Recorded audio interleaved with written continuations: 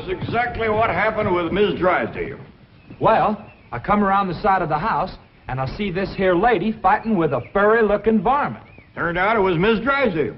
No, Uncle Jed, it was a fox. Lady was Miss Drysdale. Oh, yeah. So I grabs up the shotgun, and I says, "Step aside, lady, and I'll shoot it." Well, instead of that, she whipped around and throwed that thing in the air. Well, I shot it on the fly with both barrels.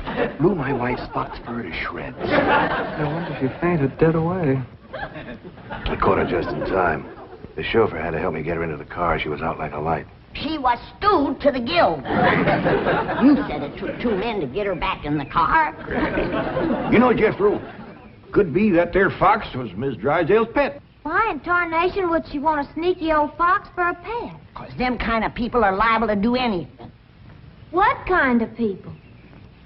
Ask your pa. Well, I reckon I can't protect you from the ugly side of life forever.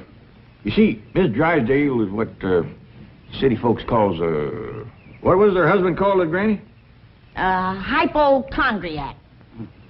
Yeah. That means she drinks a little. A little. Her own husband said her bedroom was full of bottles.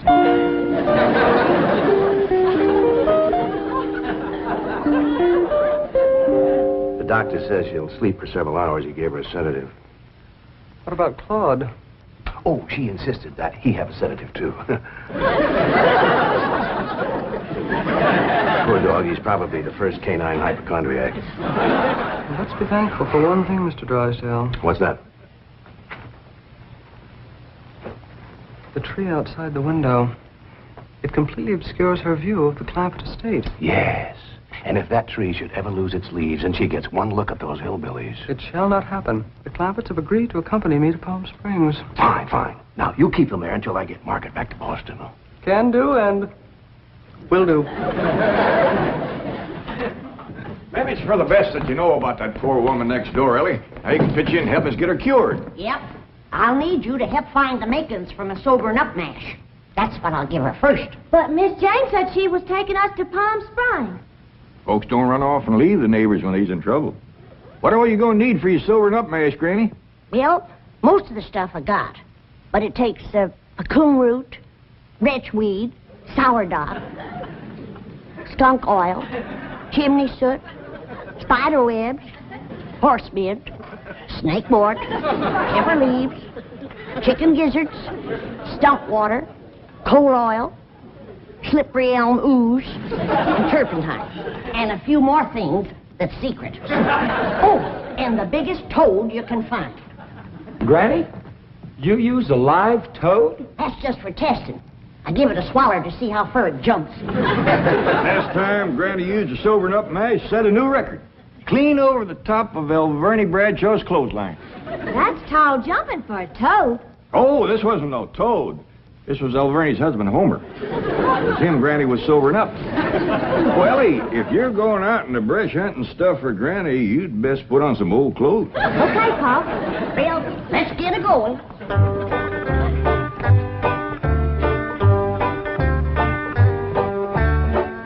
Oh, I pert near forgot. I have to have some goat's milk. After Mrs. Drysdale takes my sobering up mash, she has to have fresh goat's milk every half hour to stop the burning. Well, I reckon Jethro can borrow some. Well-to-do neighborhood like this, folks is bound to keep goats. Everybody except us. We ain't even got a cow. Nor pigs neither. Nor chickens. We ain't even got nothing to pull a plow. You're supposed to be so dad blame rich. I'll bet we're the only family in Beverly Hills that ain't got a mule. I reckon it is high time I was stocking this place. Even Mr. Drysdale's been after me to buy some cattle. Well, good for him. Yeah, just the other day he says to me, Mr. Clampett, you got $25 million in cash. You ought to put some of that money into stock.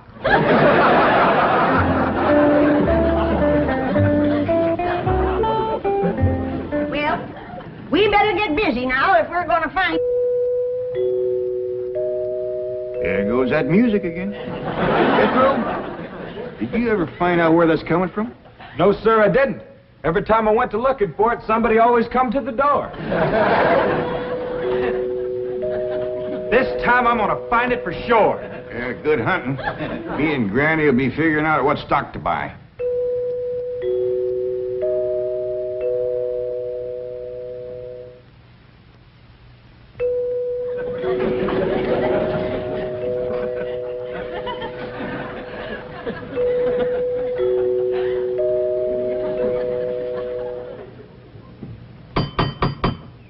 Doggone it, never failed.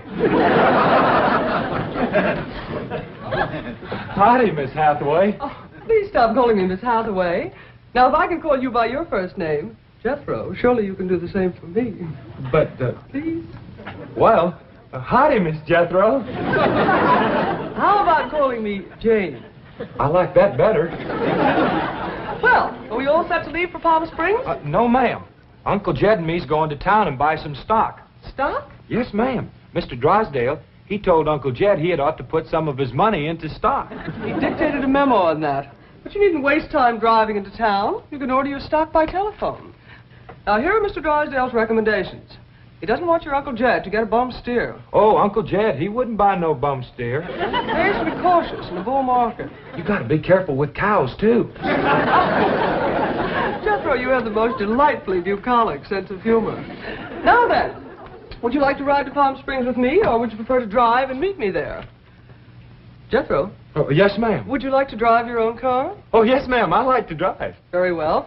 I have typed out explicit directions. I've even drawn a map showing the exact location of the hotel. They have a lovely pool, and... Jethro, Oh, yes, ma'am. I'm taking a bikini to Palm Springs. Is that faster than a train? Jethro, you dear naive boy. You shall see when we go swimming. You Tarzan. Me Jane. No, ma'am. I'm Jethro Bodine. I almost hate to see you change. I ain't gonna change. Oh, yes, you will. Under my tutelage, you will become an educated man of letters. Someday I shall introduce you as Jethro Bodine. B.A., M.A., Ph.D.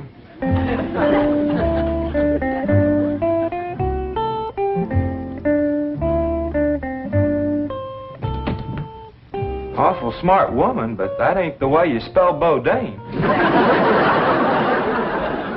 All I know is this is the kind of stock Mr. Drysdale thinks is good.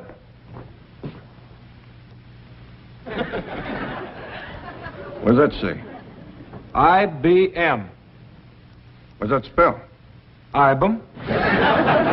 What's an IBM? I don't know. Next it's got, Us's. Us's? Well, that's what's wrote there. U-S-S. That makes sense. Well, maybe it ain't Mr. Drysdale's fault. Just between you and me, that Miss Hathaway can't spell for sour grape. I don't need this list nohow. Me and Granny's already figured out what we want. That's right. A pair of goats, 3 pigs, 4 cows, a bull, a mule, and a dozen chickens. Reckon we can get all that on a truck? Don't have to. Miss Hathaway says just call on the telephone and they bring 'em out.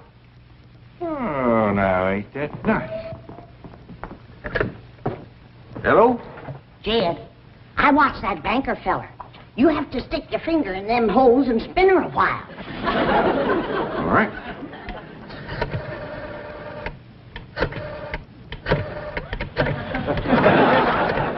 Reckon that ought to do it. Operator. Oh, howdy, ma'am. This here is Jed Clampett. I'd like to buy some stock. What number do you wish? Number? Oh, a couple of goats, 3 pigs, 4 cows, a bull, a mule, and a dozen chickens. I'll give you information.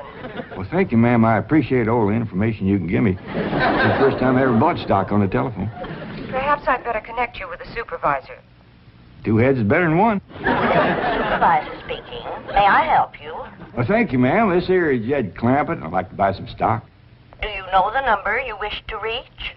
Well, that's more or less up to the animals. But the number I want to start with is a couple of goats, 3 pigs, 4 cows, a bull, a mule, and a dozen chickens. It sure is a dandy pin, Jethro. As soon as Ellie gets back from the Drysdale, she can milk this here goat.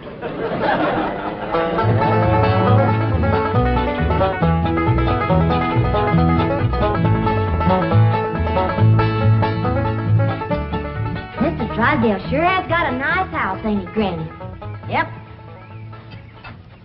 Nice house, nice car, nice job. But the evil of drink has sure laid a heavy hand on his heart. Never forget, Ellie, drinking is a curse. You take a drink now and then, Granny. Never more than a thimbleful.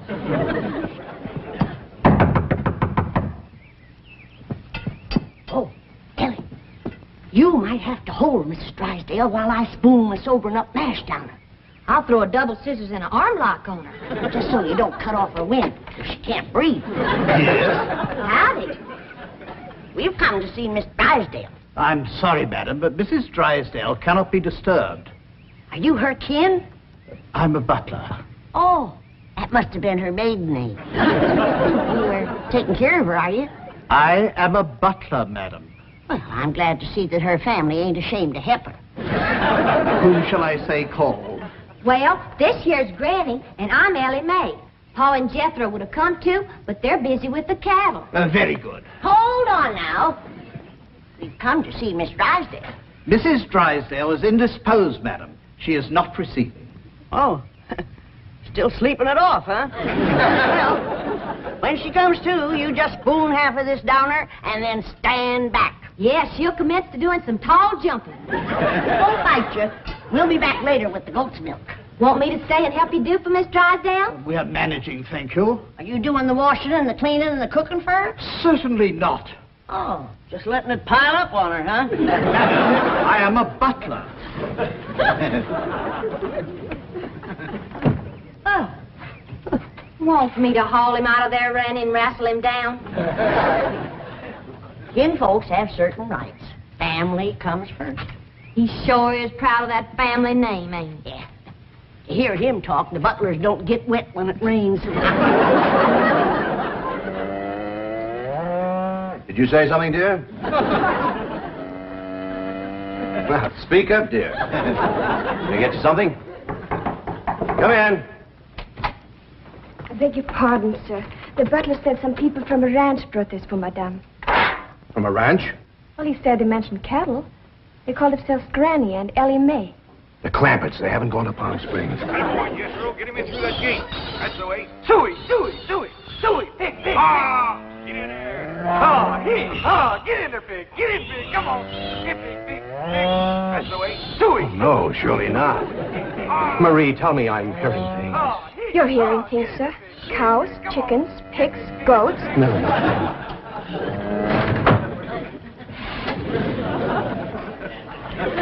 Anything I can do, sir? Pray, Marie.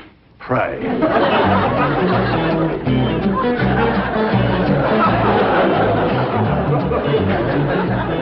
Hold your horses, I'm a-coming. Oh, howdy, Mr. Drysdale. Did your wife take May? Where's your father? He's tending the cattle. He brought cattle into this beautiful estate? No, he called on the telephone, and some men brought him in a truck. Yes, sir. I'm just fixing to go milk the goats. Come on out to the stock pen. Stock pen.